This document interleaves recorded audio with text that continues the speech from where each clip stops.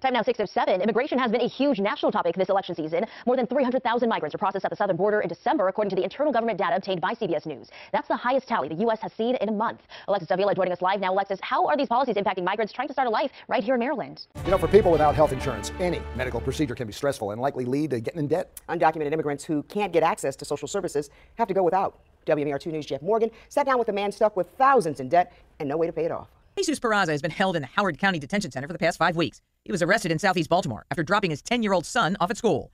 He's not accused of committing a crime against people or property. Instead, he's what's called a non-criminal status arrest. He was one target of the new Trump administration crackdown on immigrants who don't have legal status.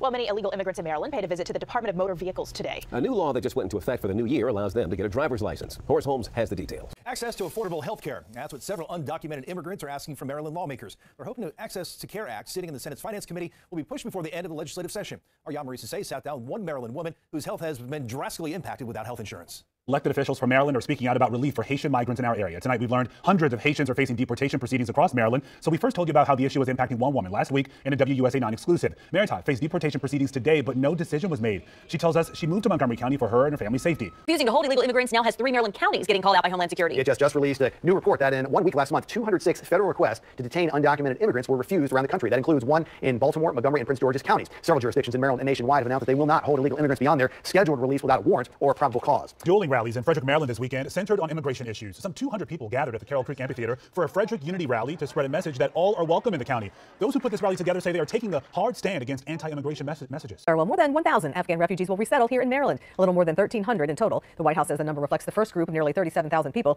According to 2 U.S. officials, many of these new evacuees requested to go to states where family and close friends live.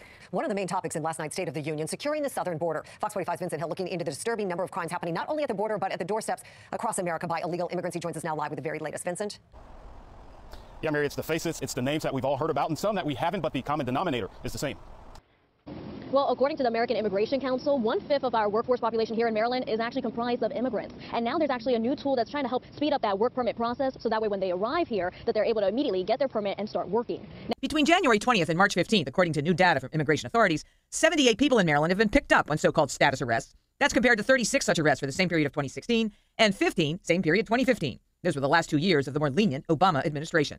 Immigration, far and away, is the #1 issue in our congressional office. 1 in 3 cases are about immigration. So for many in our country, immigration's a new beginning, a road to economic opportunity for immigrants and their families.